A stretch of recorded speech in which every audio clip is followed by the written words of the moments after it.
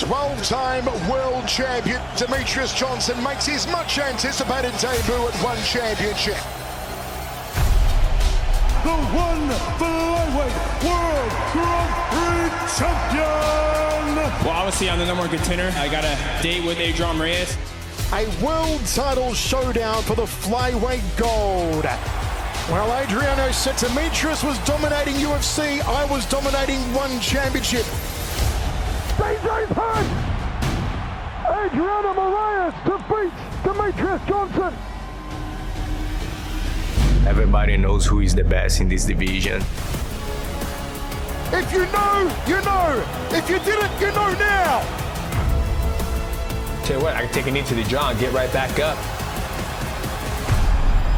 The rematch we've all been waiting for. Ride through the city like Brennan Schaub. I'm on a mission to get it all. Ride through the city like Brennan Schaub. If you ain't thick, please don't get involved. And now, Brandon Thick Boy Schaub. What is poppin', fam? It is Monday morning, August 22nd. How's everybody doing? Everybody good out there? Great, grand, wonderful. Let's get started. Lots to cover. A lot going on in the fight world. We had a few big events over the weekend, and the Thick Boy squad here decided to do not one, but two Calabasas fight companions. It sounds like a good idea until you realize the BKFC card is 4 hours long. Now, thank God that we lined up Bert Kreischer, who could talk forever, and he's so fun. I didn't even realize that it was 4 hours because Bert, I thought we were like an hour and a half into it, to be honest, when it was over. Bert is so goddamn entertaining, one of my favorite people on the planet. Absolutely love Bert Kreischer. The guy's just killing it. He's absolutely blown up. And for him to spend 4 hours with our dumbasses the day of his wife's birthday shows you what kind of person Bert is. He's the best. Absolutely love Bert Kreischer. If you haven't watched it, go check it out now.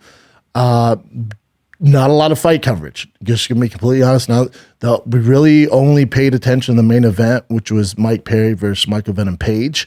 First time really getting into a bare knuckle, but Bert Kreischer and Matt Mitrione were just fantastic, man. They were both so damn good.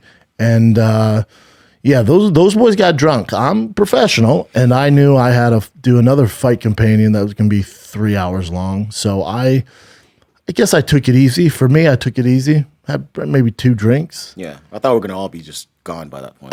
We can't. You got to come back that night. You just can't. Nope. You just can't, man. But Bert did his Bert thing, man, and he's the best. He brought his own concoction. He had some key lime pie freaking flavoring that he'd put into his tequila. He's a professional. He's the machine. He's Rolling Stone's #1 party college guy of all time. So I expect him to come with that stuff. It was fun though, man. That bare knuckle is, it's different than usually what we cover with the UFC, but it's entertaining, man. And I thought, for the most part, especially in the main event, Mike Perry and Michael Venom Page, you could have made some bank betting on the dogs this weekend. If you took Mike Perry and you took Leon Edwards, you were going Sizzler this weekend because obviously 2 big dogs, but also they're dogs, and obviously Vegas has these lines, and also the way Vegas works is, especially when it comes to fighting, not football, not baseball, not hockey, not basketball. The UFC, a lot of times when you look at the lines, or even just MMA in general or boxing, is usually favors the more famous guy with the biggest fan base.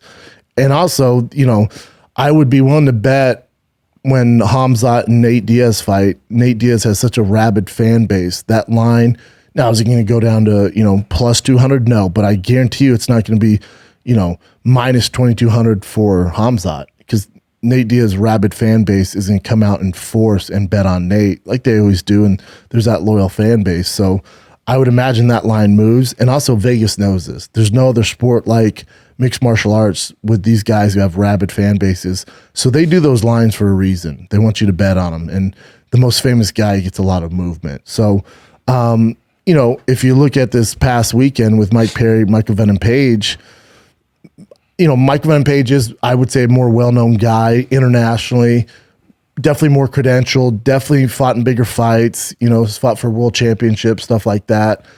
And when this fight was announced, I thought to myself, God, awful fight from Mike Perry.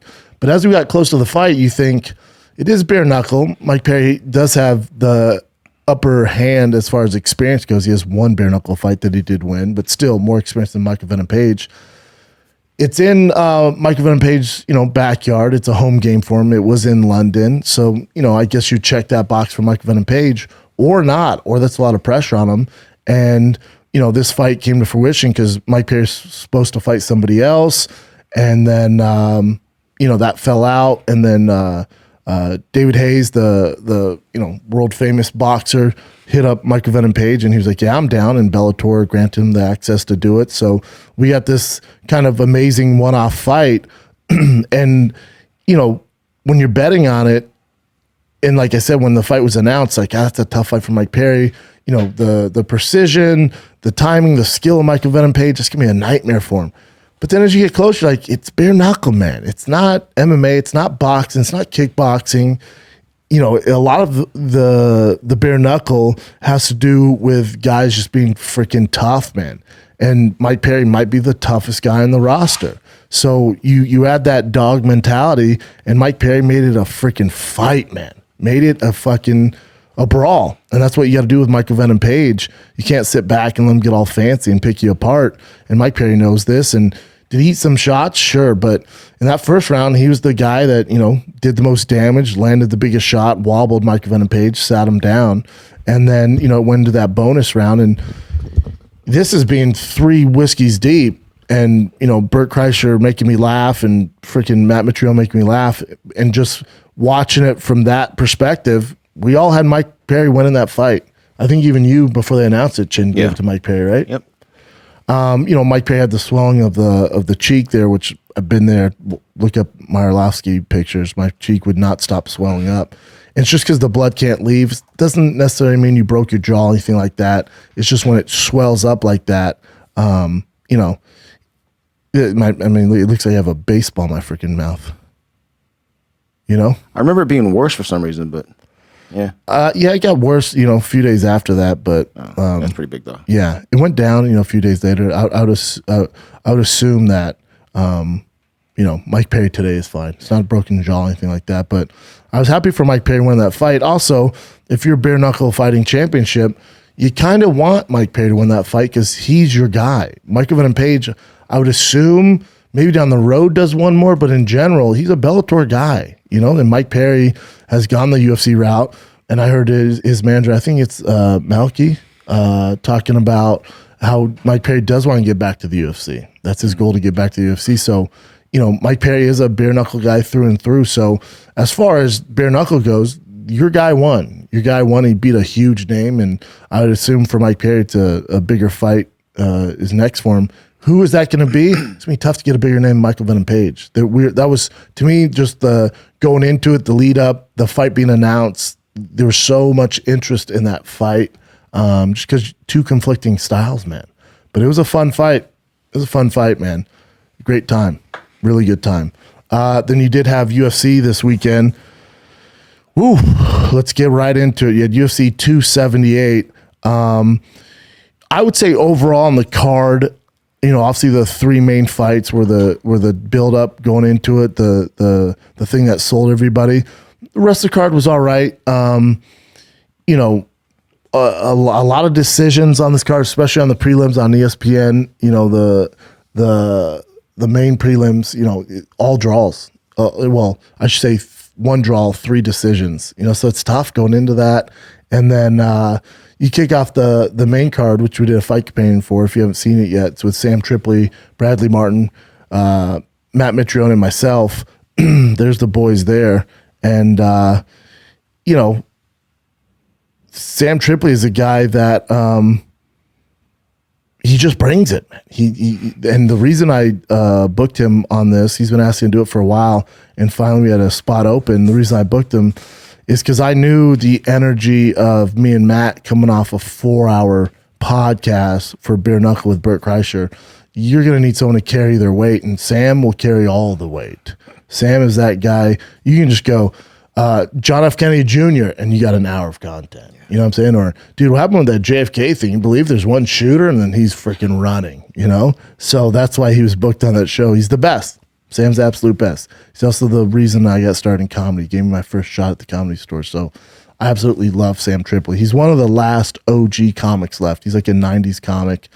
And, of course, Bradley Martin, who just brings a different flavor to the show. And then Mitrione texted me yesterday. I was like, hey, man, sorry that last campaign. I was tired, man, for that first one. I was like, you were fine, dude. Yeah, he's good. Yeah, don't get out of your head, man. You're so much fun. Matt's great, dude. Matt's absolutely great. Matt's such a big fan of Bert. I didn't know that. And he was like, I can't believe Bert's on today. I'm like, Bertie? Yeah, man. I was like, you didn't see the Flyers? Like, I did, dude. It's insane. I was like, yeah, he's the best. So I think it was a good time for Matt. Matt just, you put up that meathead bat signal and he answers the call, man. So I absolutely love Matt. But, overall, Tyson Pedro did his thing. He was a big favorite, right? There wasn't a lot going on the fight card. There's not a lot to be excited about. So you had Tyson Pedro, who's a big favorite, beat the guy's ass in a minute, right? So like, all right, in the next fight. And then you get into the main card, what everyone bought the pay-per-view for. You have Merab versus Jose Aldo. And it was a disappointing fight if you're a Jose Aldo fan. He just never pulled the trigger. He guaranteed he wouldn't get taken down. And Jose, you were a man of your word. You didn't really get taken down. He did eventually, but that seems like that was, to him, that was a win. As long as he didn't taken down, he was all good. The shame in all of this is Jose Aldo didn't need to take this fight because they told him he would get the winner of TJ Aljamain. And now you're back in the queue in the bantamweight division, and it's fucking packed. It's so packed. So they got to figure out what to do with Jose now. For Merab, there's nothing but positive coming out of this fight. He's on a crazy win streak. He's not the most entertaining fighter. I would, if going in this fight, if you told me he would have better leg kicks than Jose Aldo, I'd tell you you're out of your goddamn mind, but he definitely did. So now he's on a, 8 win streak. His last loss was to Ricky Simone, big win for Ricky Simone, who actually submitted him in a guillotine choke. So it's a huge win for Ricky Simone. Ricky Simone's one of those quiet dogs, man. Yeah. He's quietly, coming up there. So it's a huge win for him. Let's take a little break from breaking down all this UFC 278. Leon Edwards got it done, baby. I bet you he's sleeping so good, man. I bet he's sleeping so freaking good. Now he's back in London. He's in his home bed. But you know why he's sleeping good? Not just because his home bed, because he sleeps on a Helix mattress. That's right. Helix, my friends at Helix. Listen, Helix is a premium mattress brand that provides tailored mattresses that are built just for your thick ass, all right? It includes 14 unique mattresses, including a collection of luxury models, mattresses for big, tall, small, tiny, light, heavy. Whatever you got, we got the mattress just for you. Helix knows there's no better way to test out a new mattress than by sleeping on it, all right? That's why they offer a 100-night risk-free trial. Try out your new Helix mattress. See how your body adjusts. See if you dig it. If you don't, which you're going to, but if you don't, they will gladly pick it up and give you a full refund. That's right. That's how freaking good Helix sleep mattresses are. All you do is take a short little quiz, and then you're matched, your thick ass, to the perfect mattress that's built just for you. Soft, medium, firm, your side sleeper, back sleeper, stomach, you move around, we got it, you covered, baby. We got you covered. Helix is offering you guys up to $200 off all mattress orders and 2 free pillows for you guys. Go to helixsleep.com/Schaub, S-C-H-A-B. With Helix, better sleep starts right now. College football is back, baby. It's time to enjoy the tradition. There's nothing I'd rather watch than college football. It's my favorite form of football, better than the pros. And if you like to watch and make bank, do it with my friends at DraftKings Sportsbook. To celebrate the best time of the year right now, new customers can bet just $5 on any team and get $200 in free bets instantly, win or lose. If that's enough action, you can also place a same-game parlay for a shot at an even bigger payout. Just combine multiple bets into one, like which team will get the win, which which team score first, and so much more. DraftKings is safe, secure, reliable. Best of all, you can deposit, withdraw your cash whenever you want. A good bet would be bet on USC. They got all the players now, man. USC is going to be a force. Download the DraftKings Sportsbook app right now. Use promo code SCHAUB, SCHAUB, show. Bet just $5 on college football and get $200 in free bets instantly. That's code SCHAUB, show, only at DraftKings Sportsbook. 21 or older in most eligible states, but age varies by jurisdiction. Eligibility restrictions apply. See DraftKings.com/sportsbook for terms and resources. Gambling problem? Call 1-800-GAMBLER in Tennessee. Call or text Tennessee Red Line at 1-800-889-9789. In New York, call 877-8-HOPE-NY or text HOPE-NY to 467-369. One per new customer, minimum $5 deposit wager, $200 issued as 825 free bets. That's DraftKings, promo code SHOPSHOW. But for Merab, I hear some people going, oh, let's do Merab, who beat a legend, Jose Aldo, versus Chito Vera. I don't think that's the move. I know the division's tied up, and if you want to fight both those guys soon, you could do that. But when you look at it, Chito's coming off a straight-up highlight reel KO. I would say it was the best KO this year. Meatball in UK had a big one, but she's not fighting top, tier fighters right now. For what Chito did to Dominic Cruz, who's maybe the best bantamweight of all time, to absolutely, kick him in the face and break his nose when he's never been finished like that, that's a feather in your cap, to say the least. So he's coming off crazy momentum. Merab's momentum, I don't think anyone's walking away from that going, oh, that guy's a world beater. It was a kind of a boring fight. Yeah. It wasn't what we were expecting. So, Merab 6, Cheeto's 5. You have Corey Sandhagen fighting. You have Jose Aldo fighting. I would assume the problem is Jose Aldo beat Chito, not too long ago. Merab beat Jose Aldo. So if you're doing the rankings right now, Merab 6, Cheeto's 5, does Merab jump up to 3 and then Chito stays at 5? That doesn't seem right to me. Merab versus Chito is a good fight. It's, I don't think you do a fight night, I guess, especially with Chito. Chito's a bigger name now, especially what he did to, Cruz, Dominic Cruz. So, listen, Chito's my boy. I don't want that fight for him. Again, learn from Jose Aldo. Aldo had all this momentum, 3-fight win streak, probably was going to get the winner of Aljamain and TJ. Now you're back in the queue. Now you jump to 6 and you got to work your way back up, So it's a nightmare, man. So I think for Chito, he chills. I would turn that fight down. There's not a lot of upside to it. And I wait for the winner of Corey Sandhagen's Song, or I wait for the winner of Peter Yan and Suga, or you wait for the winner of Aljamain and TJ. Every fight those 3 fights just mentioned to you are all way bigger names, way funner fights. Stylistically, Merab's going to be a problem for anybody. He's just not the most entertaining guy, but he's a fucking winner. So I would avoid him if I'm Chito. Not that he can't beat him, but stylistically, name recognition, it doesn't make a lot of sense. If I'm Chito's team, I'm just going, nah, I'm good, man. We've beat freaking Frankie Edgar. We KO'd Frankie Edgar. We've beat Sugar Sean, huge names. So beat Sugar Sean, beat Frankie Edgar, freaking one of the most legendary head kick KOs of all time, till Leon Edwards said, hold my 2-piece in a soda. Check this out, right? So for Chito, coming off that huge KO of Dominic, huge KO of Frankie Edgar, did work against Rob Font. That was an absolute annihilation and main event. There's just a lot more momentum on Chito's side than Merab. There's just a ton more. I know Merab beat Jose, who beat Chito, but Chito has passed Merab at this point as far as value. So if I'm Chito's team, I'm saying we're good. Merab, go fight somebody else. He's a fucking tough matchup, but not a very big name. That's the problem. So overall, fight wasn't great. And then in your co-main event, you had Luke Rockhold versus Paulo Costa. I think this fight sold more pay-per-views the week of than anything, more so than Leon Edwards, Kamaru Usman. I think the fans were so excited over Paulo Costa and Luke Rockhold just because the shit talk going into it. Luke Rockhold being so open about fighter pay and kind of going at the UFC. And I like when people, I like chaos. And Luke Rockhold brought the chaos, and he was very honest about it. And a lot of fighters supported him for that reason. And, God bless Luke Rockhold. I did mention to him through text. I said, listen, dude, you win this fight, you keep asking for a title shot. There's not a chance in hell the UFC brass give you a title shot after talking all that shit. Because if you think you have some sort of power now or momentum now, think when you're champ, dude. So my advice with him was, now maybe he thought this is my last one no matter what.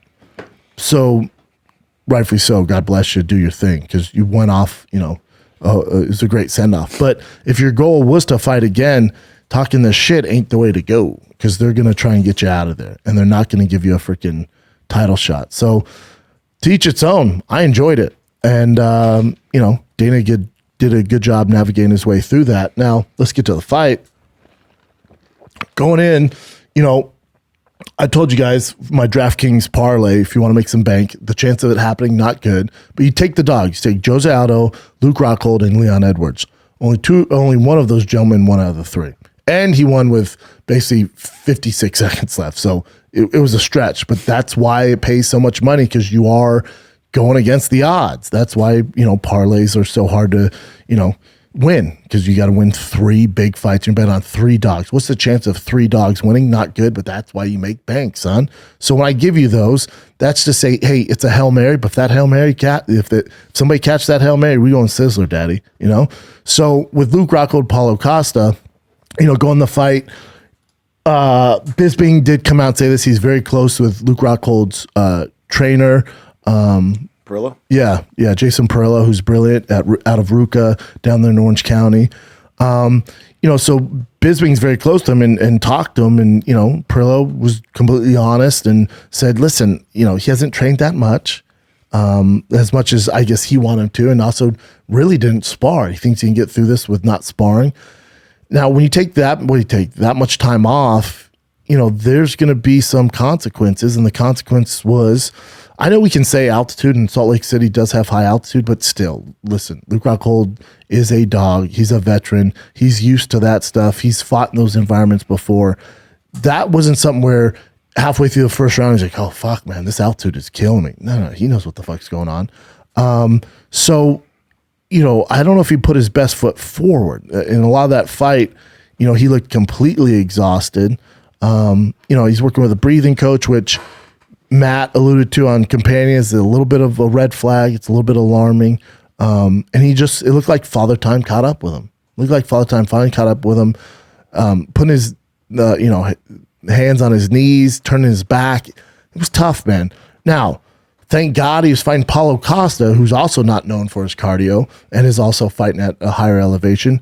So he's not exactly the cardio king. So what did we get? A phenomenal fight. I should say an entertaining fight, because they're both exhausted, but both have crazy heart. And I think for Luke, for this to be his last fight, although the body isn't the same Luke Rockhold that it was, 5 years ago or 6 years ago when he was, probably the best middleweight on the fucking planet, but the heart is still there. The mind was still there.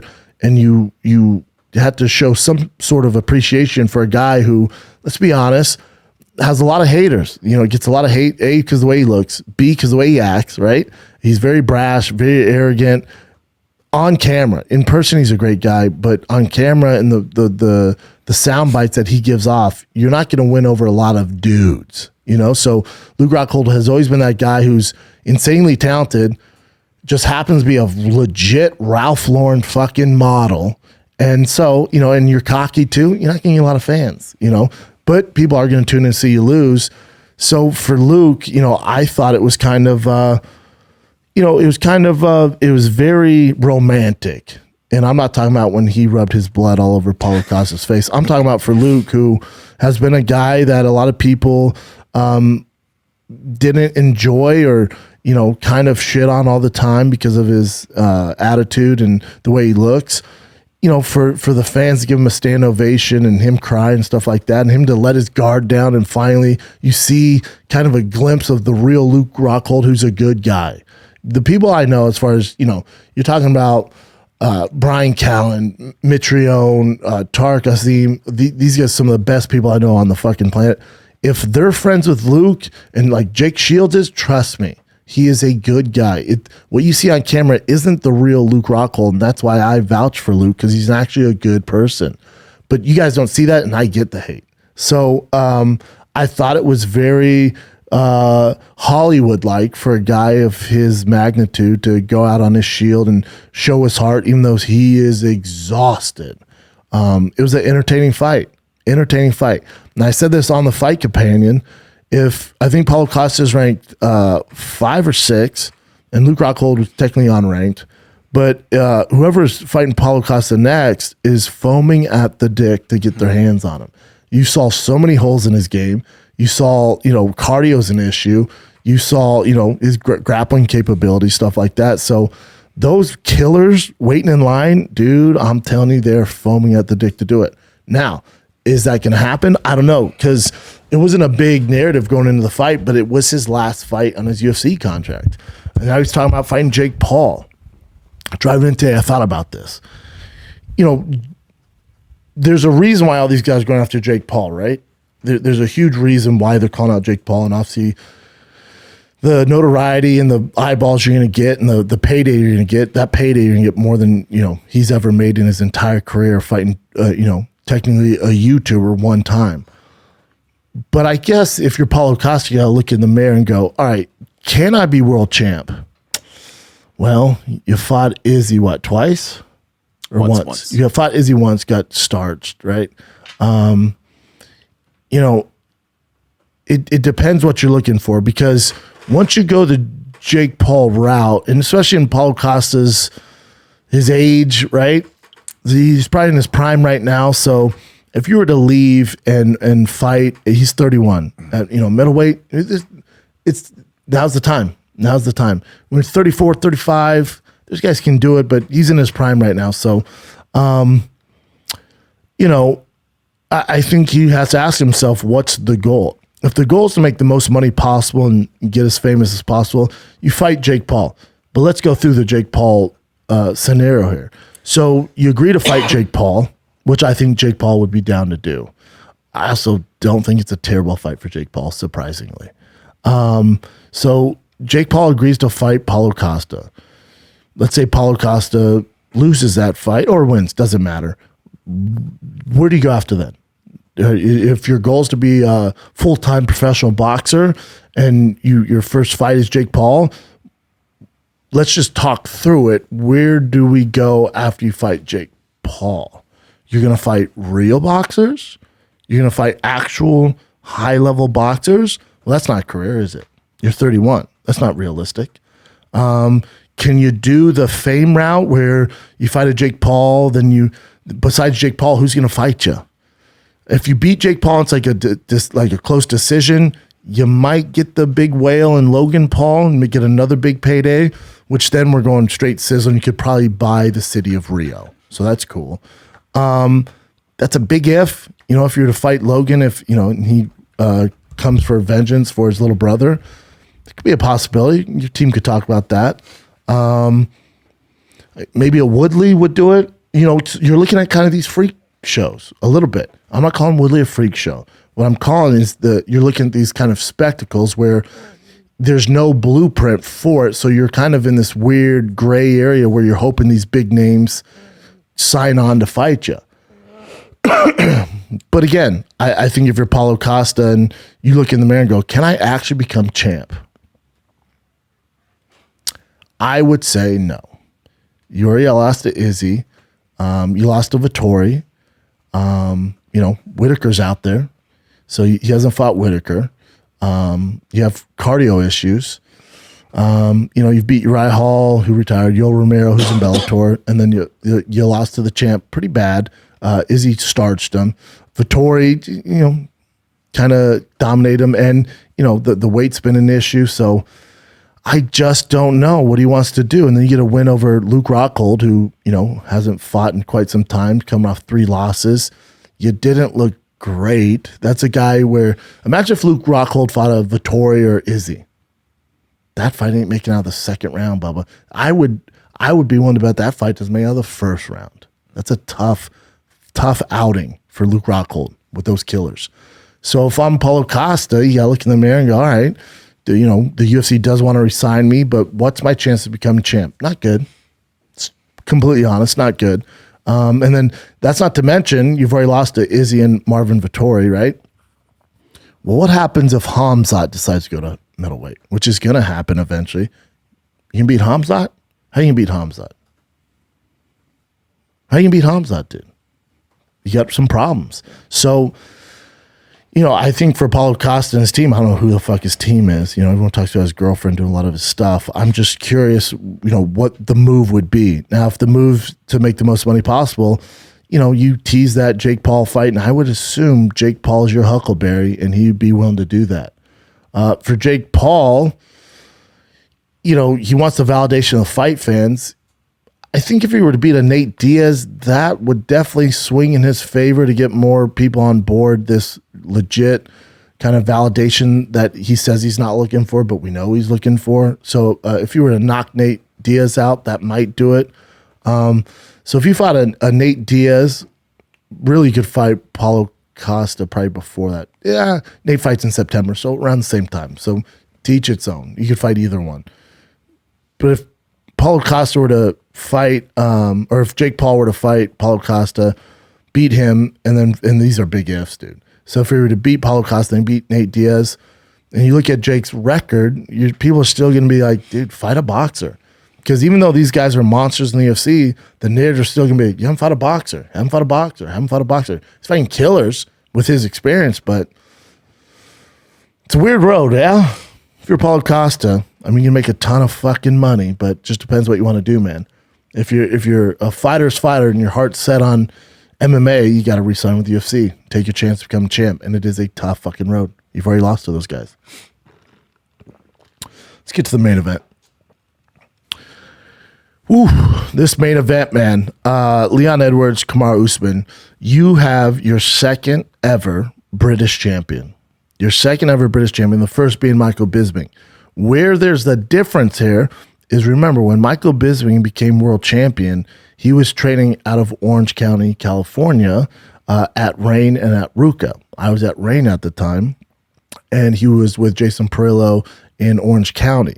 So although his main kind of meat and bones, he was training out of, I think it's Wolfslair in the UK. I think it might be in Manchester, but either way, he did win the Ultimate Fighter. He did come up in the UK scene, so he's British all the way.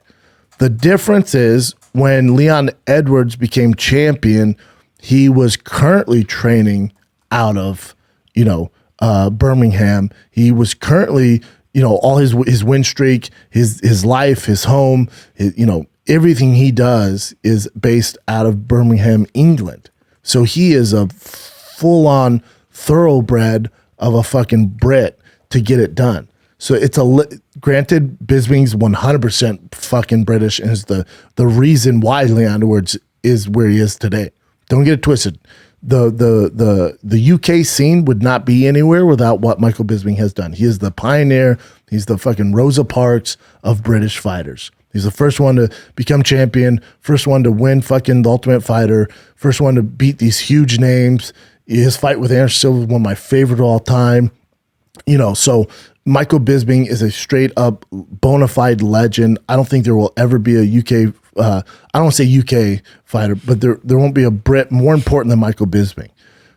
The only difference is Leon Edwards actually got this done training, living, sleeping, breathing out of Birmingham, England. And so what that does, right? If you're a young kid coming up in England and, you're into, as they call it, football, but we call it soccer, right? But football makes so much more sense. Anyway, if you're a young Brit coming up, well, now you're looking at a guy in Leon Edwards who you see at the local pub, you see at the fish and chip store, you see buying fucking wine gums. He's just like you. Even though he's via Jamaica, but really he came up in fucking Birmingham, England, on the streets, rough life, single mom. His dad was shot and murdered, right? So for Leon Edwards, more Brits are going to look at him and go, oh, he's just like me. Because when Bisping got it done, I would assume the Brits out there go, well, he's in Orange County, he's Hollywood now. Granted, none of this is true, but they're going, well, he got it done, but he had all the help from Orange County and those big names and those superstars and those elite coaches and stuff like that. Name the coach that Leon Edwards works with. Name the gym he comes out of. Nobody? Me neither. So for Leon Edwards, I just feel like he's going to inspire, not that Bisping, listen, the reason why Leon Edwards is here today is because of Michael Bisping. The reason Darren Till, Aspinall, the Paul Craig, all the boys, Conor McGregor for that matter, all Patty Pimblett, all the fucking boys. The reason why they are where they're at today is because of Michael Bisping's hard work, showing that a Brit can get it done. So for Leon Edwards, I just feel like he's going to inspire so many people now in the scene because you can see him. He's there, born and raised, came from a small gym. He's done it, man. And now the way he got it done, and this is why you hear Joe Rogan, John Anik, a lot of other people, the BT Sport boys over in the UK, shout out to them, my faves. You know, the reason why they all say it's the greatest knockout of all time, which I completely agree with, is because Leon Edwards won the first round, got the takedown, got the mount, insane. But also you got to realize, and then he goes on to get dominated, really. You know, he wasn't getting his ass whipped, but wasn't very competitive, right? He was getting taken down, boring fight. And so the next 4 rounds, even in the 5th round, he's not winning this fight, man. He's down 3-1 clearly, and he's also 56 seconds away from only winning 1 round against champ because he got a trip and landed in mount but didn't do much with it, and then Kamaru woke up the fuck up and dominated him. And so you're waiting, and it's, to me, again, this is very Hollywood because Leon Edwards, if you think about his path to becoming the second Brit to ever do this, it's always been kind of this delay, this long kind of delay, unlike anybody else. Unlike Conor, who's catapulted to the fucking top. Unlike Khamzat, who's catapulted to the fucking top. Darren Till, you go through the fucking list. For Leon Edwards to have belief in himself, where, remember, he was supposed to fight Tyron Woodley at the time, and then that fell through, and then COVID hit.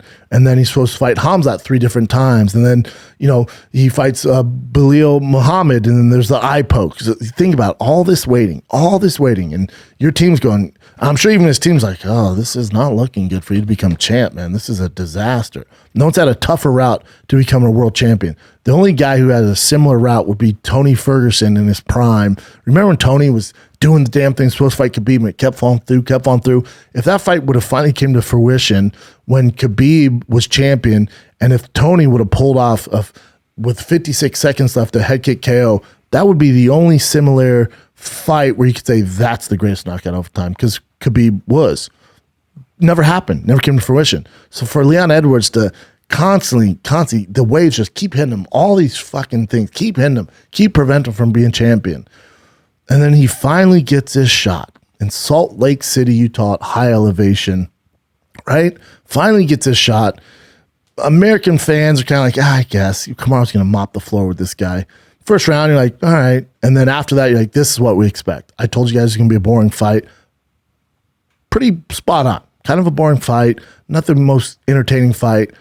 And then with 56 seconds left to go, from Kamaru Usman beating Anderson Silva's all-time title defense record, from going down, bar none, the greatest welterweight of all time, Leon Edwards, just like he's done his entire career, he does it on his time. It takes for fucking ever. It's not the most exciting, but somehow he gets it done. He throws a left jab, and Kamaru Usman goes to parry it, and he dips his head and closes his eyes, and then fucking Leon Edwards, who's been training this since he was in fucking diapers, throws a fucking high kick and lands shin to chin, and you get a fucking walk-off home run against a guy who was regarded and going into the fight, saying he's the GOAT, pound for pound #1 in the world. He's better than GSP. There's all these accolades going on with Kamaru Usman, talking about Black Panther 2 in a fucking split second with 56 seconds left to go in the goddamn 5th round. This fucking Brit from Birmingham, fucking England, via Jamaica, throws a left kick that he's trained his entire fucking life, man. and lands it and knocks out one of the greatest to ever do it in their fucking prime and becomes the second British fucking champion. What? This is a movie. This is a goddamn movie, man. Can't help but be happy for the guy. He doesn't say anything that would piss you off or rub you the wrong way. It's one of the reasons why American fans weren't that high on this fight, but it's Leon Edwards, that this is his path. And I think a lot of fighters can learn from this. Leon Edwards from day one has been Leon Edwards. He's not going to talk shit. He's not very flashy. He just trains his ass off, does his obligations for the media, and wins fights. That's what Leon Edwards does. He never fell into the Conor McGregor, route where, all these guys were like looking at Conor going, I better talk shit. I better do this. He went, that's not my thing, man. I'll talk a little shit here. It's fun. He kept making fun of Kamaru Usman, the way he dresses, not wearing shirts. That's all fun and games. He never crossed the line. He's always respectful going, he's a great champion. And he did say, I don't think he's the greatest of all time. I think GSP is. He goes, but maybe that's my perspective because I came up watching GSP and I view him higher than Kamaru. But I look at Kamaru just like another fighter. I fought Kamaru before. I'm familiar with him. I've never fought GSP. I'm never going to fight GSP. So GSP, from his perspective, is the best to ever do it. All good. And then this fucking dude, man, throws that goddamn kick with 56 seconds left. And I would love to hear the argument how it's not the greatest knockout of all time. Everyone wrote him off. Everyone.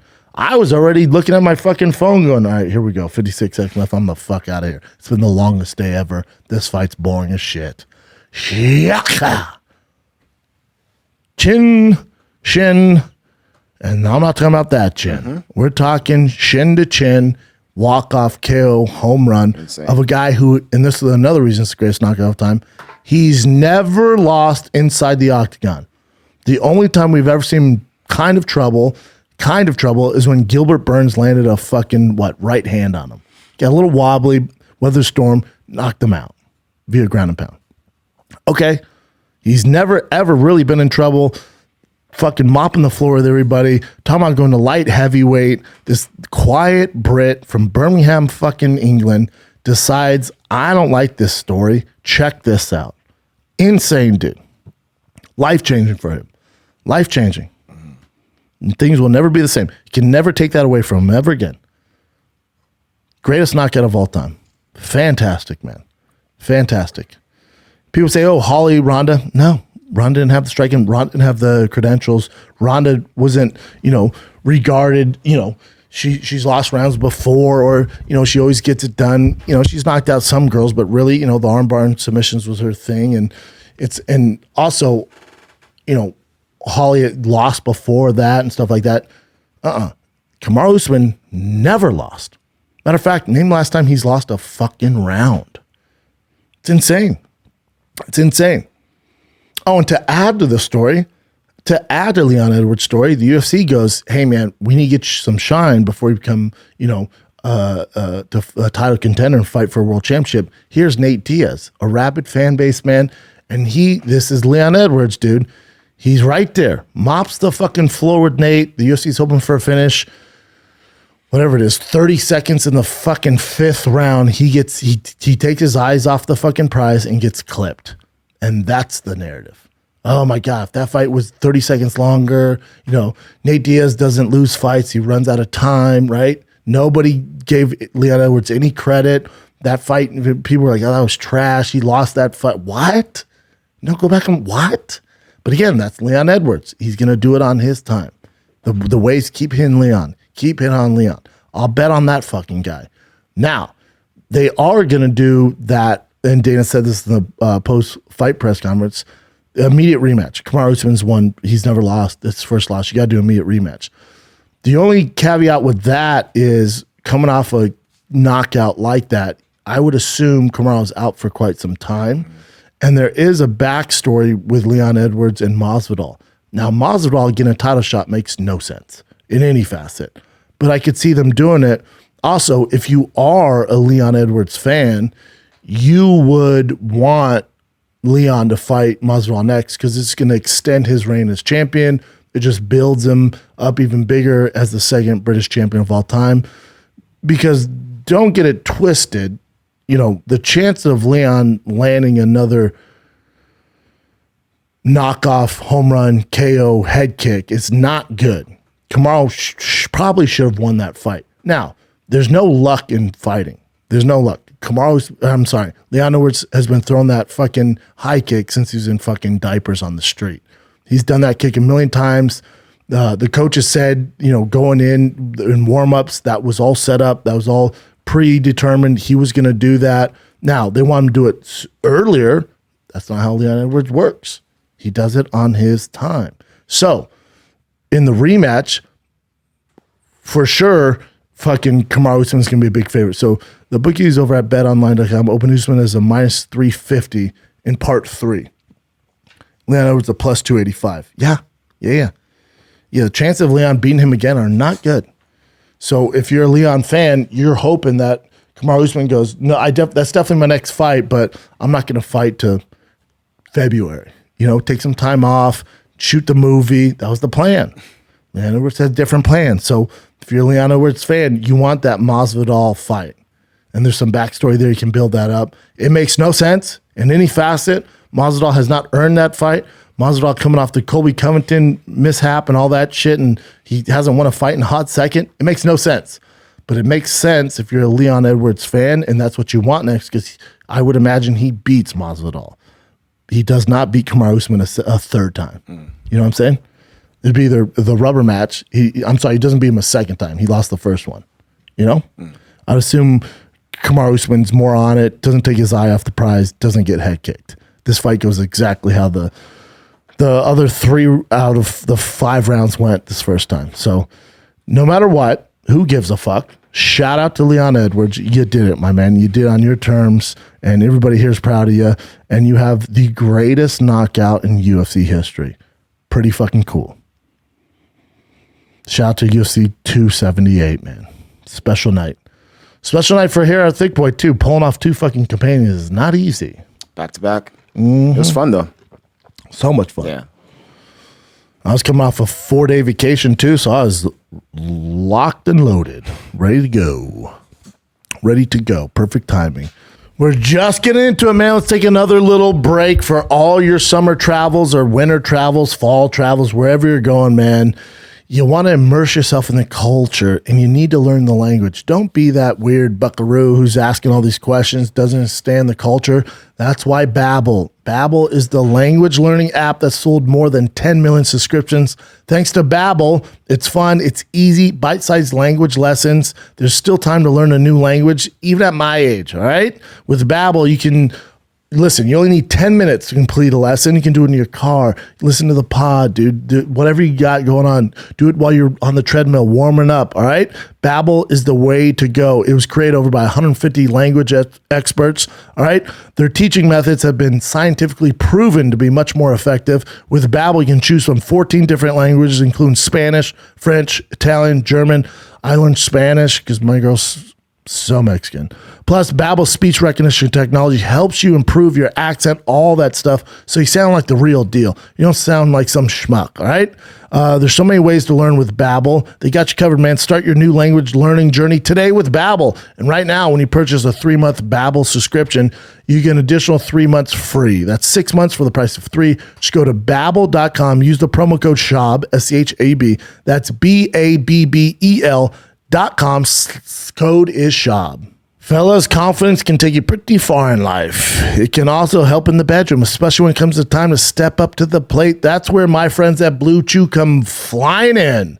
Blue Chew is a unique online service that delivers same active ingredients as Viagra, Cialis, but in chewable tablets at a fraction of the cost. Take them anytime you want, day, night. You can plan ahead or be ready when it's time to go, man. The process is super simple. Sign up at BlueChew.com, consult with one of their licensed medical providers. Once you're approved, you'll receive your prescription within days. Best part, it's all done online, baby. No visits to the doctor or the office, no awkward conversations, no waiting in line at the pharmacy. Shipped to your freaking door. Blue Chew tablets are made in the U.S. of A, prepared and shipped direct to your door. It's a great little package. Nobody has to know you're turbocharging that dick game. So if you could benefit from a little extra confidence when it's time to go with your lady or your mans, Blue Chew can help chew it and do it, baby. You got a special deal for you guys. Try Blue Chew free when you use the promo code Schaub at checkout. Pay just $5 shipping, and then it comes free. That's BlueChew.com, promo code SCHAUB to receive your first month free. Visit BlueChew.com for more details, important safety information, and we thank Blue Chew for being a sponsor of the Schaub Show. BlueChew.com, promo code Schaub. Yeah, man. So, this week you don't have any big UFC fights, but you do have one championship fight. They're coming to America, man. For those of you that don't know, currently one championship is way more massive than the UFC globally. As far as, internationally goes, one championship is dominating the UFC, Bellator, Ryzen. They completely dominate.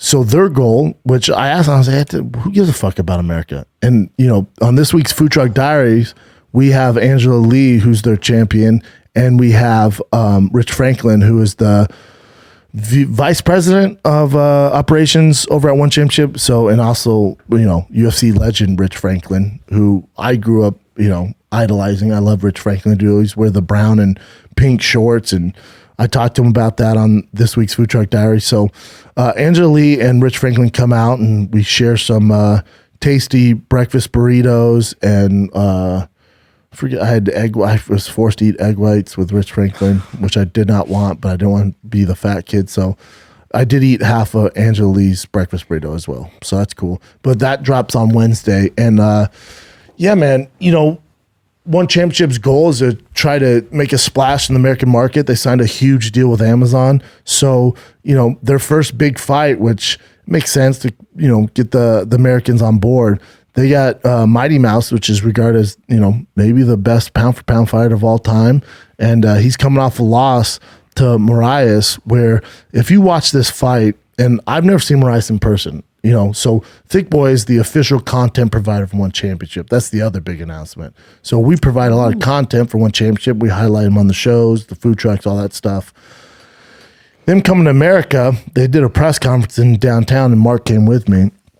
So we're in the press section, and they bring out all their big names, right? And Marias walks on the stage. I'm like, holy fuck, that guy fights at flyweight? This dude is massive, and he's fucking skilled, and he comes from nothing. His parents gave him up when he was a goddamn baby, man. He was raised in a fucking orphanage. Yeah, dude. So what happens then? Well, he gets involved with gangs. He's street fighting, and then his friend goes, dude, out of all the street fighters, you're kind of whooping everybody's ass. You ever tried BJJ? And he goes, let me try it. Falls in love with it. And fucking here he is, the fucking face of One Championship. He absolutely annihilated Mighty Mouse, who's regarded as the pound-for-pound best to ever do it from a lot of people. I don't know if I agree with that. That's always up for debate, right? Depending on how you want to do it. He's definitely in the conversation. Definitely top 3. Is he my number 1? I usually tend to gravitate towards the upper, heavier weight classes because I feel like there's less room for error, so there's more ways to lose because those guys hit so hard. So my pound for pound of all time is John Jones, just because he's that light heavyweight and the love of competition and the way he's got it and the big names he's fought and the main events, stuff like that. So, but I'm all for, if you have an argument for DJ. So, for DJ, this is a big fight, man, and it is going to be, aired on Amazon. If you don't have Amazon, definitely get it and watch this on Friday. And that's your main event. It's a rematch of Marias for the one flyweight world championship title fight. That belt, they had the belt in here. That belt is pretty phenomenal, worth a lot of money. I was hoping they'd leave it here so I could melt it and sell it, but they decided not to leave it. So you get the rematch. I got to be honest. I don't know if DJ gets it done in the rematch. Marias is a big fucking dude. He's a real problem. But the whole card is fun, man. The whole card is fantastic. If you haven't checked out One Championship, and if you're new to mixed martial arts, even if you're not, the one thing that makes One Championship special is you'll see that each one that they do is like a Super Bowl. Each one will remind you of the Pride days. Now, they do have the same guy who helped out with Pride that puts on the production, the performances of the walkouts. It's very Pride-ish. So if you miss that stuff, you're going to love One Championship. Nobody does a better job as far as creating an atmosphere like it's the fucking Pro Bowl than One Championship. Their walkouts are way better than the UFC. I think it's one of the things they do better than the UFC is their intros and their walkouts are insane. It's just like the Pride days, but on steroids. It's fucking fireworks, all screens, lights, smoke, fucking neon lasers and shit. It's fucking fantastic. I love that stuff. And the card's fun, man. Card is going to be super entertaining. So you got Mariah's DJ rematch. Tough fight for DJ.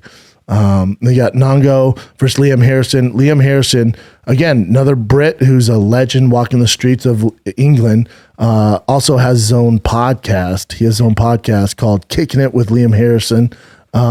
He's a savage, man. He's an absolute savage, world champion. He's coming off the fight of the year. So this will be a fun one, man. Should be really, really fun.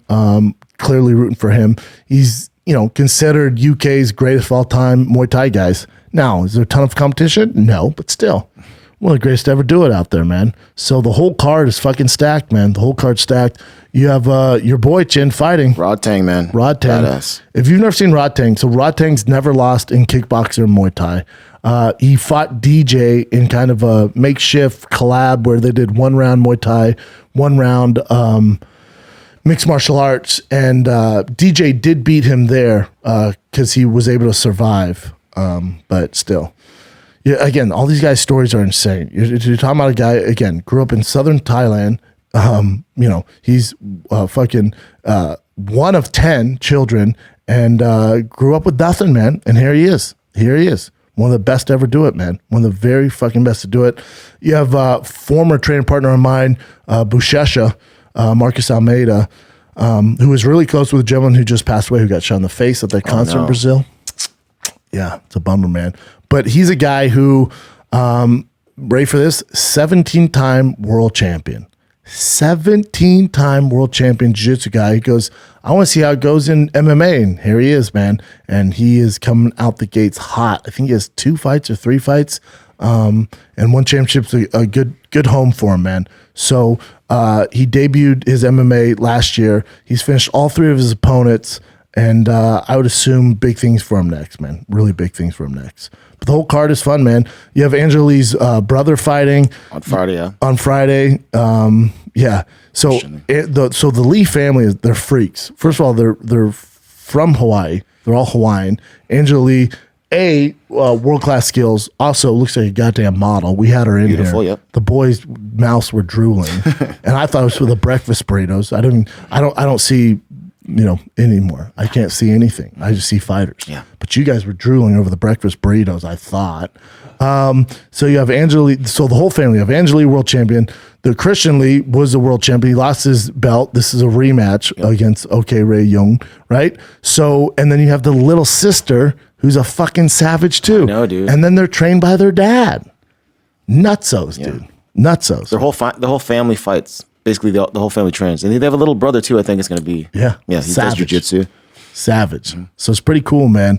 But you'll hear her story on Food Truck that drops this Wednesday.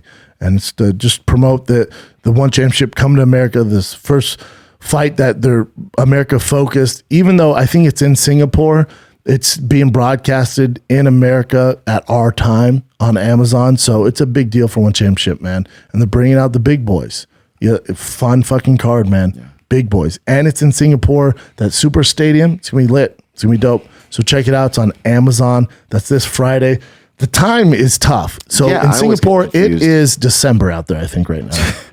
Let me look. So the DJ Mirage card, that's on Saturday. It says Saturday, August 27th, 8 a.m. SGT. So if you guys can do the math at home, you can figure that out. Let me see. So here's my boys at One Championship. Josh said the league card starts at 8 Eastern. Main card starts at 10 Eastern. So that's 7 p.m. Pacific. Boom.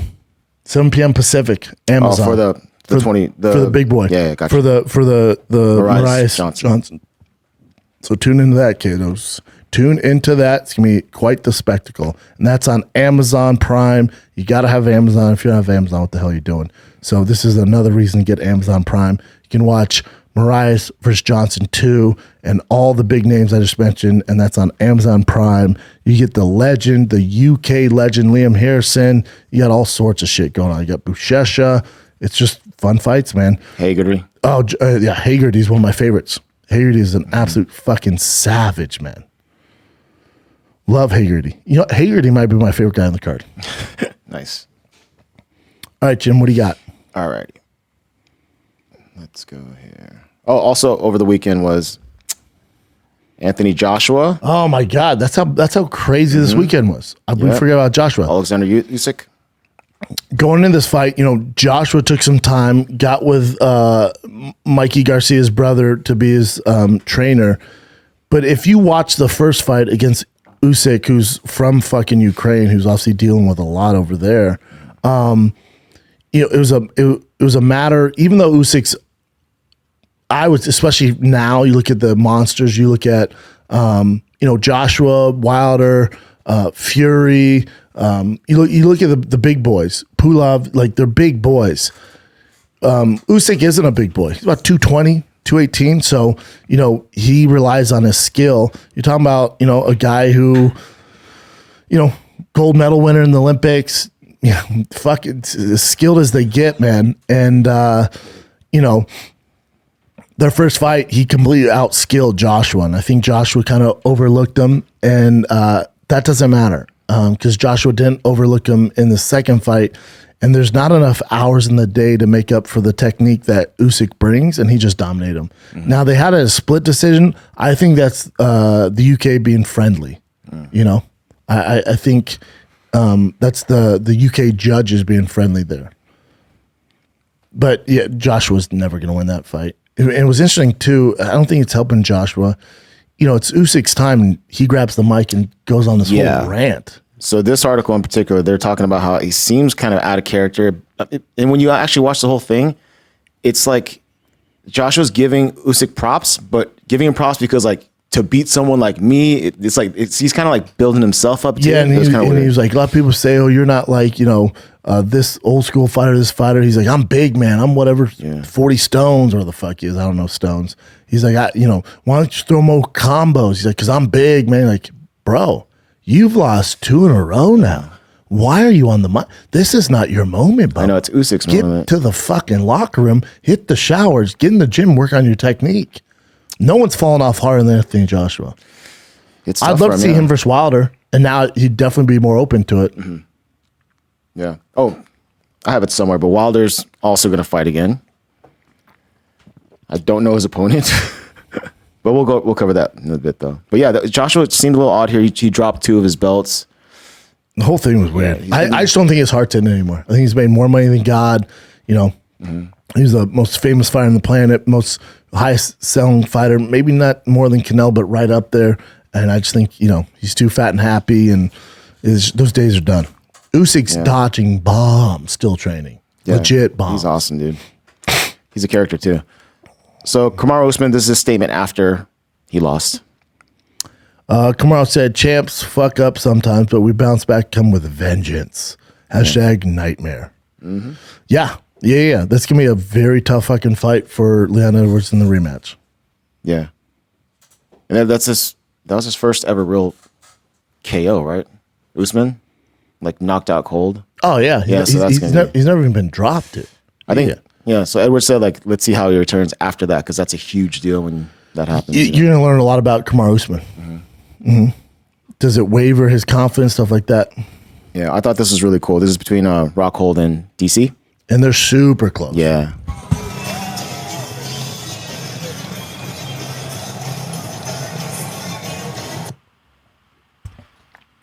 Yeah, Luke just getting blood on everybody. Rogan, that was such a weird thing, but it's actually Paulo Costa. It was so weird, but it was actually kind of cool too to see that. But yeah. Anyways, there's just a bunch of fighters talking about the. Let me see. Let's go through them. All right, here we go. So I want to say, "You don't know where I've been, Lou." There's a movie scene where someone's like spitting blood at someone's face. Oh, there. Oh, yeah. There's Terrence McKinney. Terrence McKinney, shout out to him. But Rockhold just did some psycho rock star shit and smeared his blood all over Paulo's face. Mm-hmm. Yep, we saw it, dude. France put 3 years out of competition, not 3 months, but Luke Rockhold held through the end before hung up his glove. Congrats. All right. Aljamain put what a scrap. Looked like a crazy adrenaline dump. Both sides early, but they both kept pushing. Congrats to Rockhold on a great career. Let me know if you change your mind at some point. Frank Mir just clapping emojis. Yeah. Cub, great. Yep. Ben asking, but why was he just rubbing blood all over him? What the fuck? Never seen that before. Agree. That took guts. Proud of you. Yeah. Anyways. But that was really bizarre. But it was Luke funny put, to I'm watch. fucking old. That's funny. Funny fight. This is Costa reacting to it. Hold on. Let's go watch it real quick. And he goes lip to lip, too. I know. It's so trippy, dude. And it looks like Costa's smiling, too. Right? I think he's like, what the fuck? I know. It's funny. Anyways, Costa basically said he had to take a long shower after that. Yeah. Yeah, because it was kind of nasty. And Luke put, I've been through so much the last years. Thank you, fighting. Thank you, UFC. Thank you, Joe. I can't fucking do this anymore. I give it my all, and it just didn't. I'm fucking old. Yeah, that was super funny. But he kind of, usually the thing is to leave your gloves in the octagon. Yeah. But he took them with him. I know. So.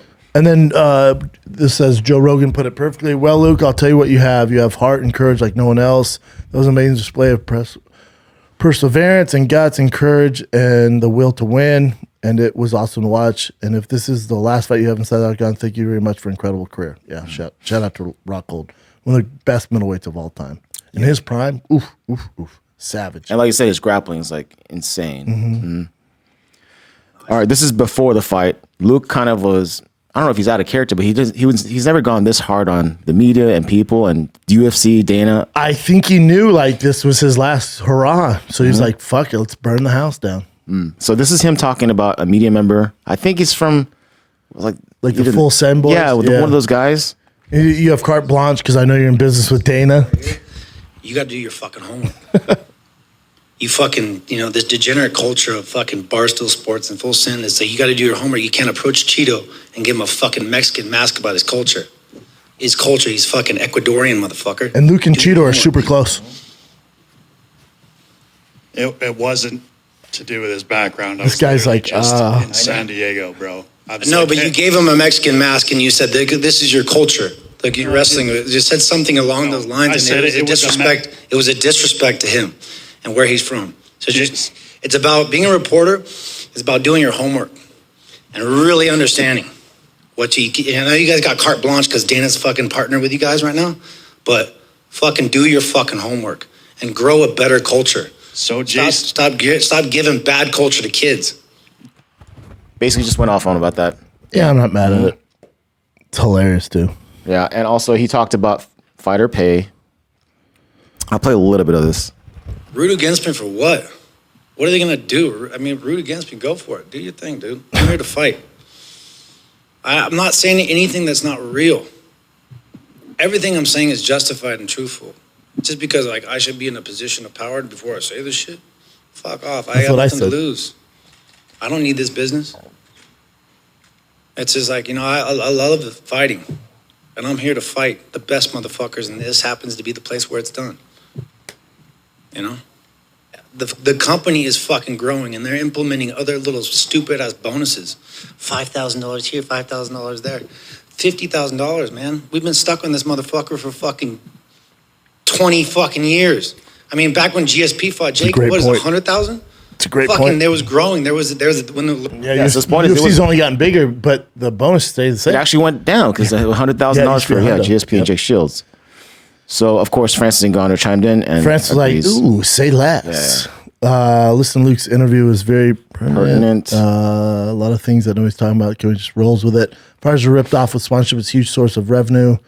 I understand the sport needs to look good with uniforms, but we should at least have a right for a minimum of 2 approved sponsors. I agree. Yeah, I agree. Last year, I lost a deal over $1 million from a crypto exchange because the partnership with Crypto.com. What do I got from it? Yeah, nothing, right? Yeah. This is Dana responding to Luke's comments. This is interesting. So Yeah, so Dana responds, he goes, Luke Rockhold was above and beyond taking care of with issues that he had here. I don't give a shit what health plan you have. They would have never covered the things that we covered for Luke Rockhold. That's not true. He's talking about his shin, I assume. He had a real bad issue with his leg. Everything was absolute fucking gibberish and absolute bullshit. Yeah, Dana's in a tough spot, you know, because you have a guy talking about it. Nobody else has the balls talking about this. Francis kind of doing it, but, you know, isn't going to do it to the level that Luke is. Obviously, English isn't his first language. You know, but it's just a matter of time before Dana has to address this. The shame in all this is, you know, Luke didn't win and didn't go on to become world champion, because then he has even a bigger platform to air this stuff out. When you do this, the UFC is going to make sure, you know, you get, you know, kind of silenced. They put a silencer on you, like, you know, you're not going to see Luke on any, you know, post-fight shows or pre-fight shows, or UFC has their ways, man. They have their ways, and they make it very tough for you. So, yeah. You know, I appreciate what Luke did, and it's, you know, it's a good thing, and I wish more fighters would do it, but I understand why they don't, because you're going to get reprimanded, and you're not going to get the fights you want and earn the money that you can for your family, or get the big names, or get the shine. So the chips, no matter who you are not stacked with you. Yeah. Going against it's got to suck to do that. I mean, look at Woodley, you know, and even Woodley's like, I had regrets about that. Like, it really puts a damper in a career, because, you know, it's similar, you know, with LeBron. If you notice, when LeBron plays for the Lakers, when they lose a game, LeBron's not on the main pictures. It's always somebody else. I don't know if you guys noticed this. When LeBron loses a game for the Lakers, it's never LeBron. It's always a different player. It's always a different starter. Somebody else missed a shot. It's never LeBron. When they win, it's always LeBron. When they win or they do something, they highlight something, it's always LeBron. Well, what you guys don't realize is LeBron's such a business savvy, or surrounded by business savvy people. He has his own media outlet. So he gets out in front of it. His team controls the narrative to make sure that you're viewing LeBron a certain way. The UFC is the exact same way, and they're with Disney. You're not going to win it. You're not going to. When I left Showtime, CBS, huge. There's certain advantages to being with those big companies playing ball, that even if you're a YouTuber like me, or, you know, as far as sponsorships, they're going to do certain things to make sure that your views are higher than others. I'll leave it at that. But they can make it very tough for you in many, many ways that you guys don't even think about. So LeBron's team will have a narrative come out before anything else, so it's not a black eye on LeBron ever. Notice nothing. His team controls what you see. Same as our politics. I won't even go down that rabbit hole, but it's very similar with politicians, a lot of that stuff. Now, you can search it and find that stuff. This isn't conspiracy, anything like this. But you got to realize with YouTube, when you do leave a big corporation, which I've done several times, you're fighting, I guess we'll say, the good fight, you know? And heavy lies the crown. You're in a fight, man. We're in a fight. Thick Boy's in a fight. It's a constant fight. It's a constant fight. I'll leave it at that. Yeah, we'll leave it at that. So Luke Rockhold is doing the Lord's work, but watch how much Luke Rockhold pops up after this on major outlets, on like things the UFC can control. Now, we pop up on Thick Boy or Submission Radio or MMA Fighting, sure. But as far as those big boys, you'll never hear from him again. They'll silence him. That's the way it goes. Okay, so despite all that stuff that happened, Luke was, you know, saying his grievances before the fight, but afterwards, you know, Dana White said there was gibberish with it, but after the fight with Costa, Dana White did appreciate that, so he did say something nice to Rockhold about here. He's entitled to his own opinions, and his own. I said own twice there. He's entitled to his own opinions and his own whatever it is that went on this week. But let me tell you what, I'll never say anything about him. I totally respect him. And after that war tonight, normal humans like us that are sitting in this room have no idea what those two went through tonight in the octagon, and we never will. Thank fucking God. I thought Dana had CT from kickboxing. For both of, I love when people say that. For both of them to dig as deep as they did, put an absolute dogfight like they did. Nothing but respect for both of them. Are they both a little nutty? Absolutely, but hey, nothing but respect. So that was cool of him to I'm say. gonna hold my tongue. I'm gonna hold my tongue. Why he doesn't go after Luke Rockhold? That's for Luke's book. Oh, I know what you're talking about. That's I get for it. Luke's book. Tell all. I'm gonna hold my tongue. Bros, right? Bros. All right, so I don't know what you're talking about. I know. So during the weigh-ins, so Paulo Costa said, "Fuck USADA." Yeah, and Apparently they came in at 6 a.m. 6 a.m. and they've done it before to guys like 4 a.m. like before fights. Usman too, yeah. Are you out of your fucking mind, USADA? Come on, dude. Figure it out. This is how you know these people are just nerds. Never competed before. There's nothing more important than fucking sleep before a fight. It's so important, dude. And weight cutting too. Like It's so dude. important, dude. So for Paulo Costa, who came out and said this, you know, and Usman also had an issue with it. So many fighters have issues with it. And then Dana was like, yeah, that's never happened again. You know, like, you're fucking up the product, USADA. Hey, USADA, we own you. USADA's an employee of the UFC, right? You guys know that, right? So, again, not going to get into it. But, you know, so Dana can be like, hey, don't test guys before 8 a.m. And USADA goes, yes, master. Yes, master. That's how that works. Yeah, that's not cool, man. Even if we're not even fighting, someone wakes you up at freaking 6 a.m. to test you. Like, what? Oh, yeah. United Airlines does it to me all the time. What? Yeah. Well, I book early flights. You know, okay. So they text me, hey, flight leaves in an what the hour, hell, dude? bitch. It's 4 a.m. Eastern. That's 1 a.m. your time. You think you feel sick now? Bastards. Oh, here's Drake pretending he knows MMA. I know. So he weird. did. It's like he's paid to do this. So he bet $240K on Jose Aldo, and of course, Jose lost.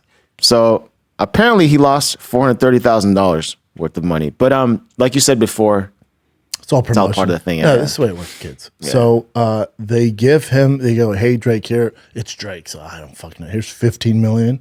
Pretend you're betting. Also, we'll do the bets for you because we know you don't know shit about UFC. Now, I'm sure he's a fan of it and watches it, but in general, come on, what are you doing? But as far as like betting, No. big money on it, yeah. You have to know it pretty well.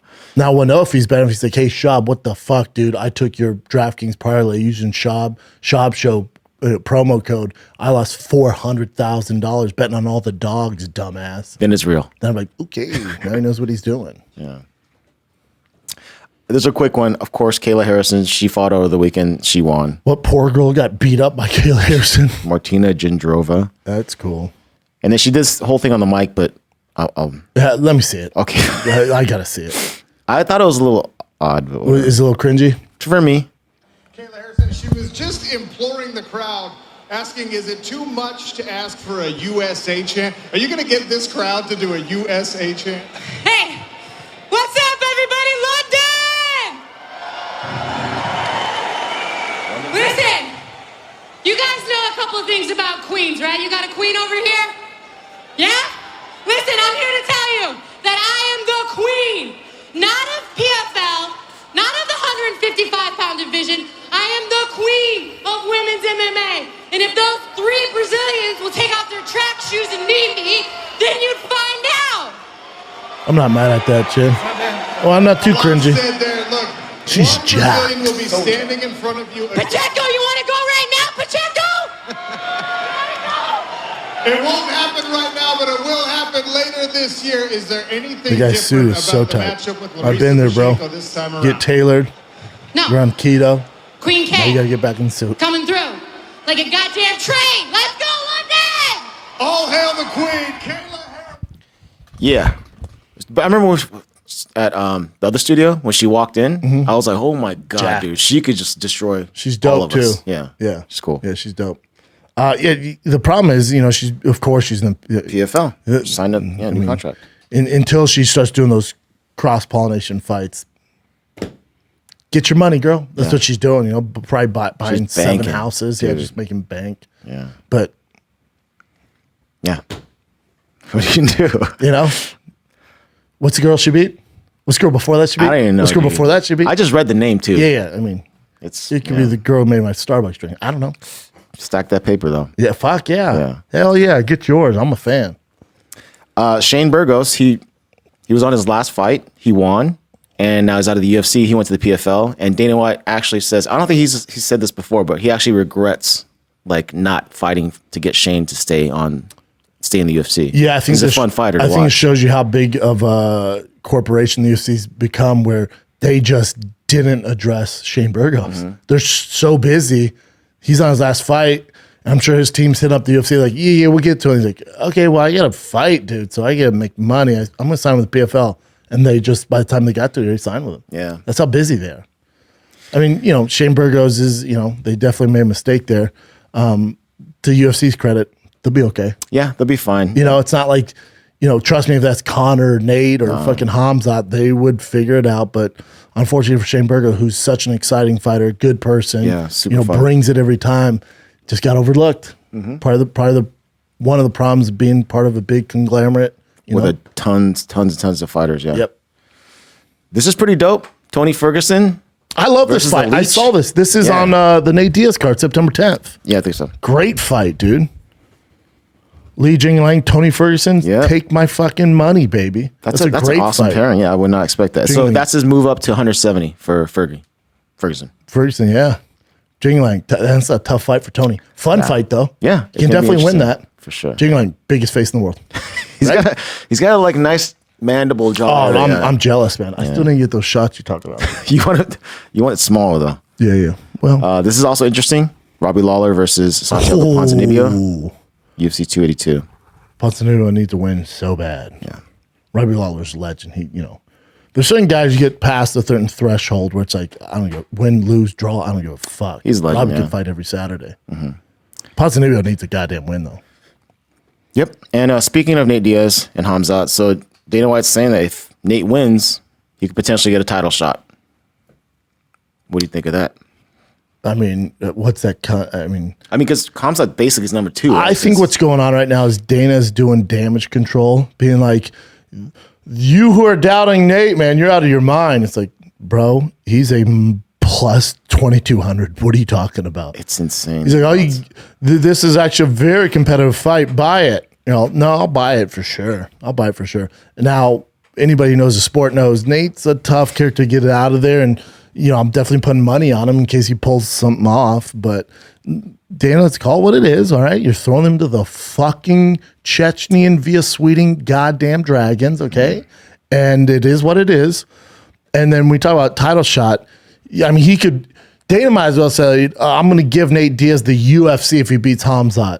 It's like, I'm going to give him the UFC. What do you mean? He's going to own the UFC if he beats Hamzat. He could say this is such a fucking throwaway for him to make sure that people don't keep giving him shit over booking Nate Diaz and Hamzat. That's all this is. It's just him playing damage control. Yeah. He's going to get a title shot. Really? It's his last fight in his contract, and he's going to fight fucking Jake Paul for $40 million. What are you talking about? It's just damage control. Yeah. That's all it is. So.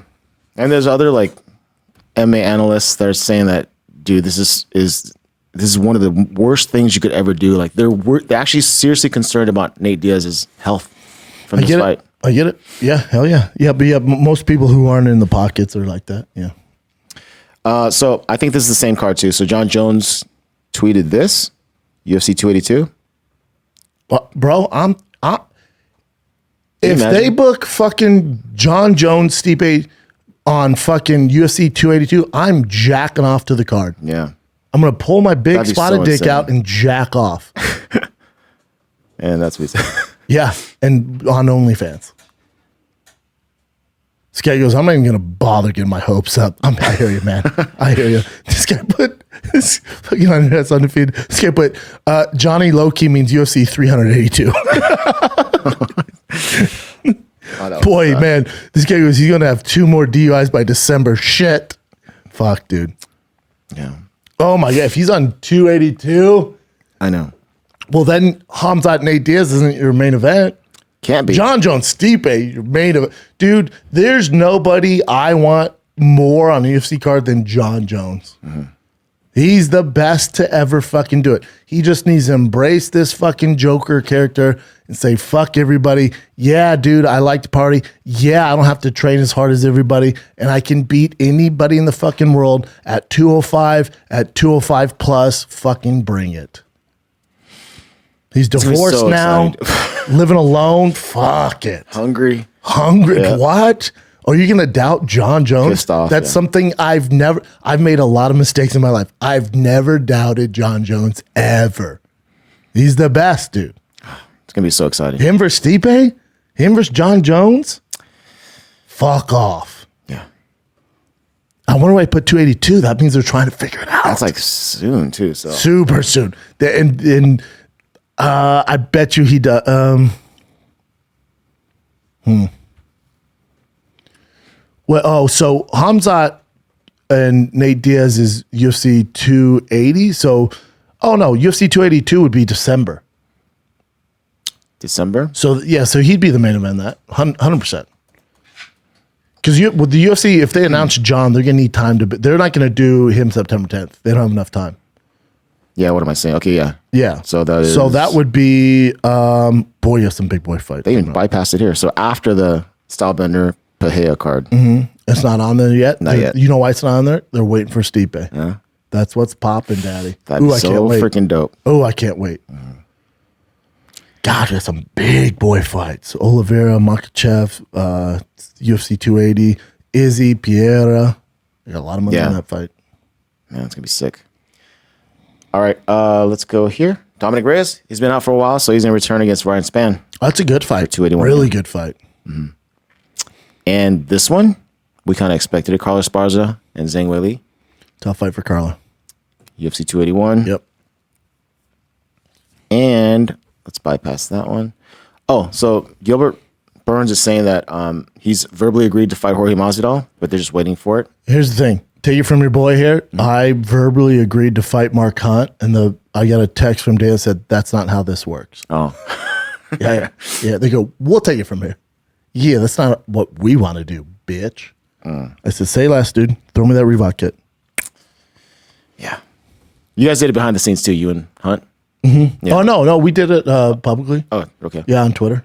We just talking shit to each other in DM. He was like, I was like, hey, big fan, man. No disrespect. He's like, no, I'm down to knock you out. I'm like, so aggressive. So aggressive. Dude, his resurgence was insane. Yeah, thank God that fight didn't come to fruition. Yeah. Type move, Dana. So we all know this, right? Paige Van Zandt was pulled apparently from BKFC last weekend. This last But Saturday. she's going to be on the Denver card, I think. They're trying to plan it for that Denver place, but I mean, she doesn't say, she said it wasn't her, it was them, and it was apparently some sort of logistics issue. Like no one knew exactly what was going on. There was rumors that the ticket sales were low, but then apparently that's not really the case. I don't know. I'm not sure. So my MMA news, not yet confirmed, but hearing rumors that Paige Van Zandt has been pulled from this week's BKFC London fight card due to low ticket sales. I mean, they're probably like, we're not going to waste Paige Van Zandt on this. Let's just move her to the main There's so event. many fights that freaking Saturday, dude. So many. Yeah, makes sense. It says initial report talked about low ticket sales, but now hearing issues from Paige's side.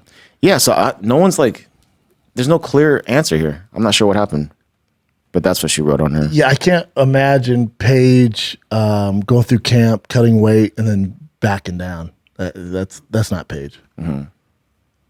What else you got? Your dude, Bo Nickel, he's going to return versus a guy named Donovan Beard for the September 27th Dana White Contender Series. I went hard in the paint for Bo Nickel. He enjoyed it. He commented on the video. He did. I'm and then big. I like how he says it here. I'm back September 7th, Dana White's and Bo Nickel's Contender Series. That's what I'm saying, Bo, bro. You should be the face of Contender Series. Become the first ever Contender champ. Get some experience there, and then jump to the UFC. The problem with that is all the young talent is going to get absolutely annihilated, and so we can't build anybody else. But I'm on Bo Nickel's train. Yeah. So this, I guess the UFC is doing watch parties now.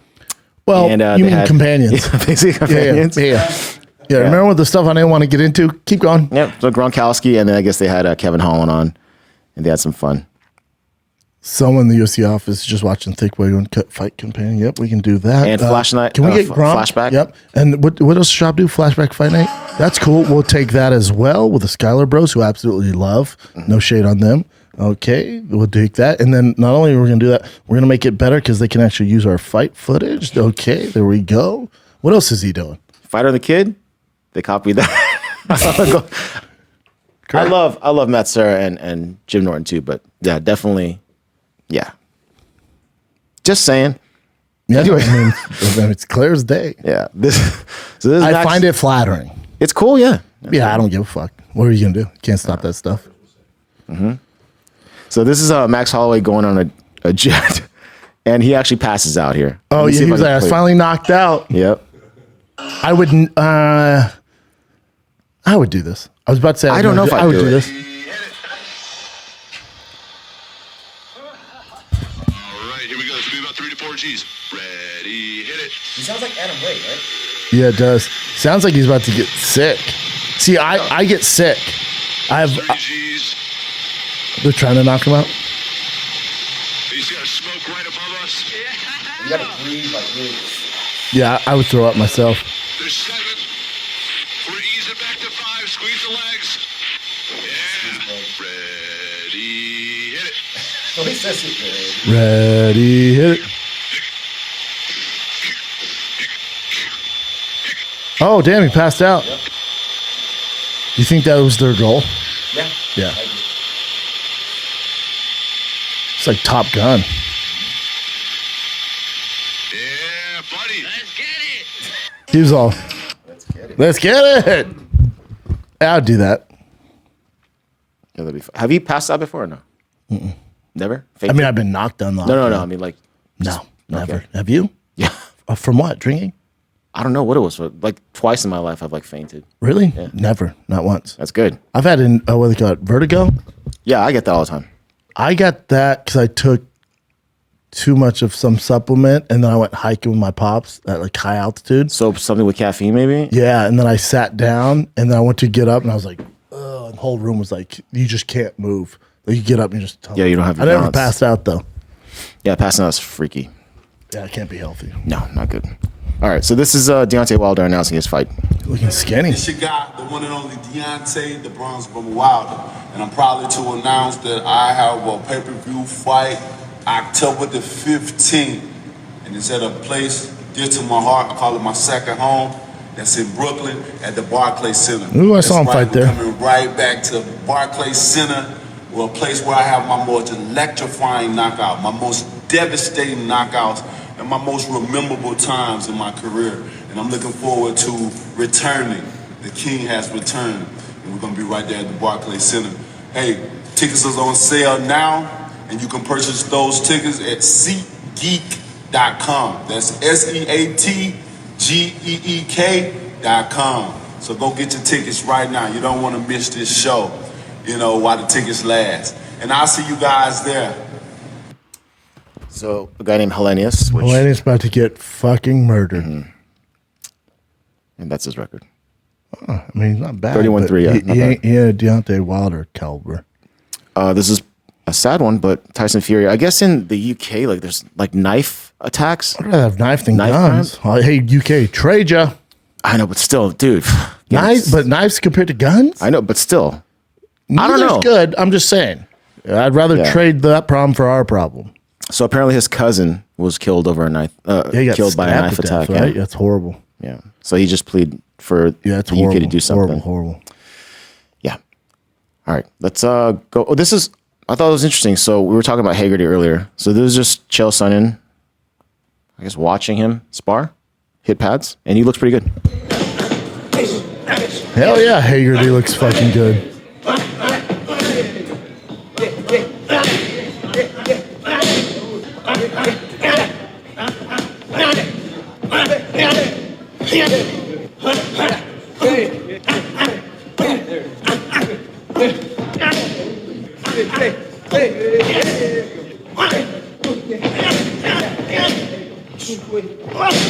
Jesus Christ. I'll get stabbed by a knife. Yeah, pretty badass. Jesus Christ. Savage. And okay. I think this might be the last one. So this is a promo. Hold on. This was the promo to the Utah card that just happened, UFC. And I did cringe, but let me know what you think. A lot of people liked it though. I love Salt Lake City. We're sure you do, Luke. Let's take a look at everything Salt Lake has to offer.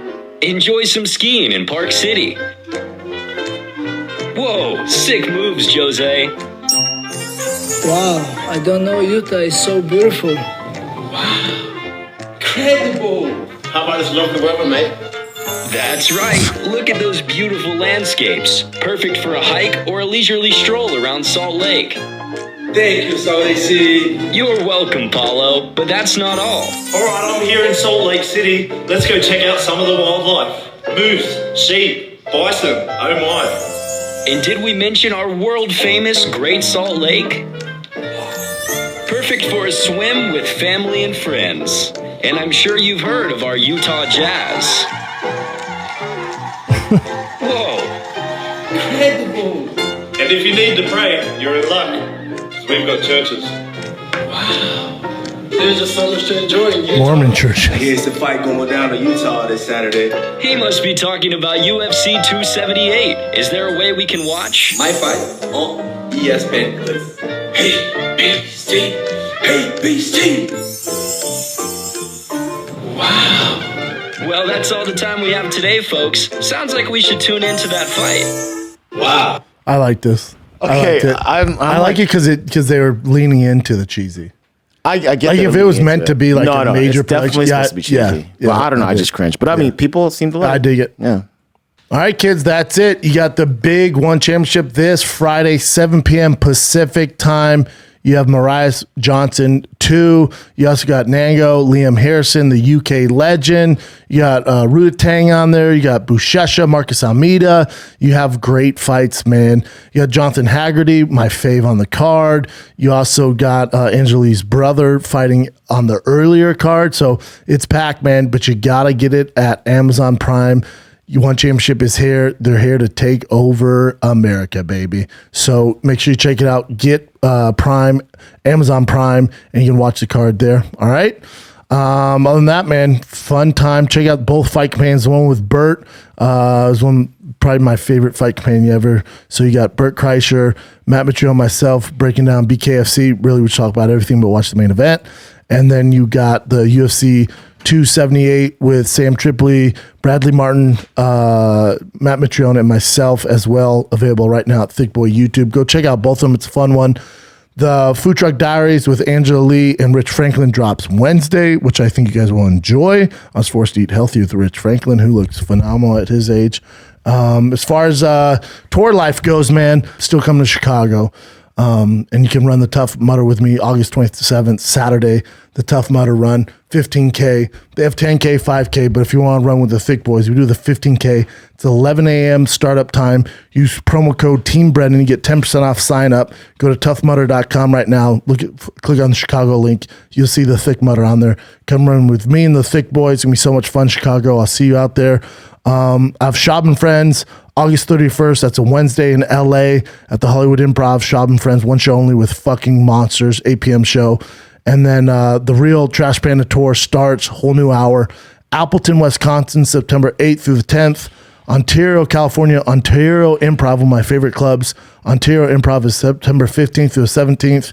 And then we end the summer tour in Boston. That's September 29th, October 1st. I think summer's officially over September 22nd. But either way, the last run in September is in Boston. Laugh Boston. Want to get my reps in. Not doing the big theater in Wilbur. Decided to do a club. I can't fucking wait. Laugh Boston. Boston, Massachusetts is September 29th through October 1st. Get your tickets right now, baby. Thickboy.com. We're also dropping new merch this Friday. We have NBA quality Thick Boy jerseys, NBA quality Thick Boy shorts, and a new dope Thick Boy hat. I think you guys will dig it. And you can also get the tie-dye. We just re-upped that, so all new sizes are back. And the trucker hat, the long white shirt you always see me wear, the tanks, all that re-ups with the new NBA quality basketball jerseys, shorts, and hats. That drops Friday at 9 a.m. Pacific at thickboy.com. All right? Appleton, Wisconsin, you're up next, baby. You're up next, and then it's off to Ontario Improv, Ontario, California, then Boston, thickboy.com. Love you guys. Hopefully you enjoyed it. Like, subscribe, do all that fun stuff. See you next time. Stay thick. 12-time world champion Demetrius Johnson makes his much anticipated debut at One Championship. The one flyweight world Grand Prix champion. Well, obviously, I'm the #1 contender. I got a date with Adrian Reyes. A world title showdown for the flyweight gold. While Adriano Demetrius was dominating UFC, I was dominating one championship. BJ's hurt! Adriano Moraes defeats Demetrius Johnson. Everybody knows who is the best in this division. If you know, you know. If you didn't, you know now. Tell you what, I can take a knee to the jaw and get right back up. The rematch we've all